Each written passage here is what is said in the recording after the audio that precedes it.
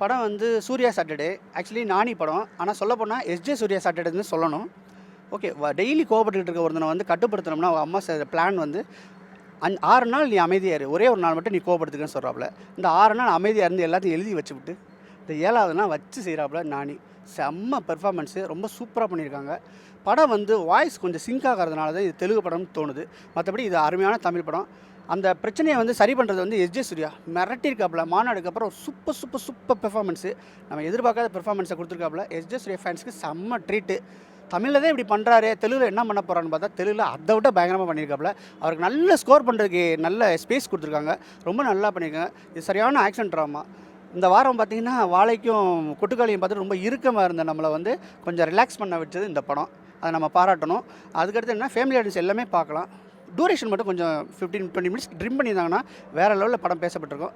படம் கண்டிப்பாக ஒரு தடவை பார்க்கலாம். மியூசிக் வந்து படத்துக்கு ரொம்ப ரொம்ப ரொம்ப ரொம்ப ரொம்ப சப்போர்ட்டு, செம்மையாக இருக்குது. நல்ல எஃபெக்டான தேட்டரில் பார்த்தோம்னா சூப்பராக இருக்கும். எஸ்ஜே சூர்யா ஆக்டிங் பவர், நானே ஆக்டர் நல்லா பக்கம் வந்துச்சு. பாட்டு ஓகேண்ணா. ஃபுல்லாக ஆக்ஷன் அண்ட் லவ் நல்லா இருக்கு. பார்க்கலாம், ஒன் டைம் பார்க்கலாம். எனக்கு கொஞ்சம் நானியை பிடிக்கும் ப்ரோ, நானியை பிடிக்கும். ஸோ வந்து பார்க்கலாம் அப்படின்னு வந்தேன். சரி, நானி பிரியங்கமோட ஆக்டிங் நல்லா இருக்குது. கேஸ்வலாக ரெகுலர் இருக்குது. ஆமாம் ப்ரோ, அவர் எப்போதும் போல வழக்கம் போல் எல்லா படமும் மாதிரி இதுலேயும் ஃபன்னாக ஆக்ட் பண்ணியிருப்பார். ஃபன்னாக காமெடியாக இருக்கும், வில்லனிசமாகவும் இருக்கும், ரெண்டுமே இருக்கும். இல்லை, காமெடியாக போகும் ப்ரோ, ரொம்ப சீரியஸாக இருக்காது. யூஸ்வல் எல்லா கமர்ஷியல் படங்கள் மாதிரியே இருக்கும் பார்க்க. அது ப்ரோ சாங்ஸு ஓரளவு இருந்துச்சு ப்ரோ. சாங்ஸ் எனக்கு பெருசாக இம்பார்ட்டல. அந்த மாதிரி மற்றபடி ஸ்கிரிப்ட் வைஸாக ஏதோ ஒன்று சொல்கிறாங்க, ஒரு மெசேஜ் மாதிரி சொல்கிறாங்க, தைரியம் இருக்கணும் அப்படிங்கிறது. மற்றபடி எனக்கு ஆக்டிங் வைஸாக பிடிச்சிருக்கு ப்ரோ. கமர்ஷியல் ஃபிலிம் ப்ரோ, ரொம்ப ஆகாவும் இல்லை, மொத்தம் நல்லாயிருக்கு, பார்க்க நல்லாயிருக்கு, பார்க்கலாம். சூப்பராக சார், நல்லா இருக்கு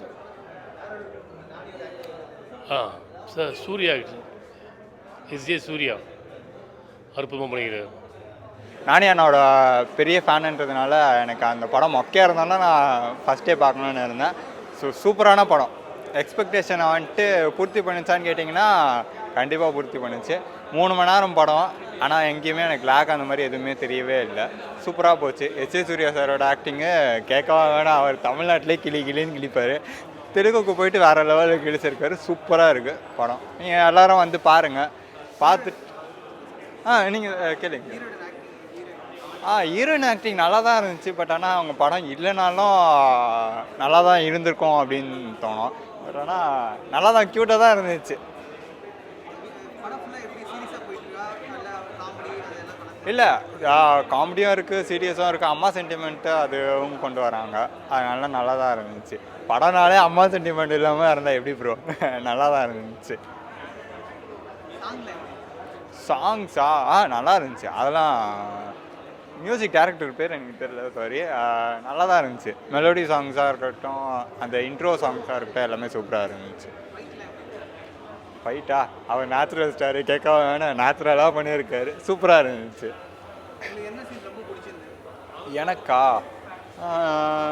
எனக்கு சொல்லணும்னா இதில் படத்தில் எல்லா சீனுமே எனக்கு பிடிச்சிருந்துச்சு. ஸோ அதனால் எல்லாமே பிடிச்சிருந்துச்சின்னு தான் சொல்லுவேன்.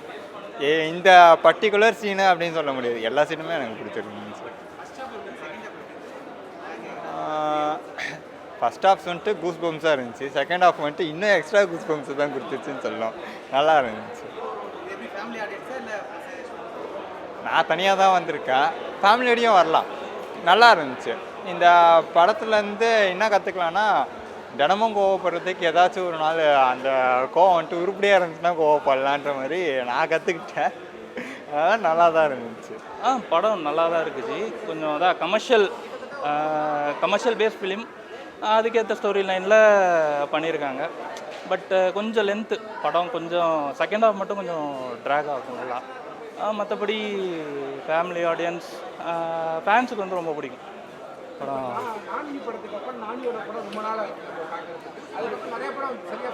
ஆமாம், இல்லை அதுதான், அவர் வந்து டிஃப்ரெண்ட் ட்ராக்கில் ட்ரை பண்ணதுனால படம் வந்து அந்தந்த ஆடியன்ஸ்க்கு பிடிக்கும். இது கமர்ஷியல் ஃபேன் பேஸ்க்கு வந்து இது ரொம்பவே பிடிக்கும் படம். கண்டிப்பாக ஒரு ஆக்ஷன் ஹீரோவாக பார்க்கணும், இது பண்ணோன்னா அவரை வந்து கண்டிப்பாக இந்த படம் வந்து பார்க்கலாம்.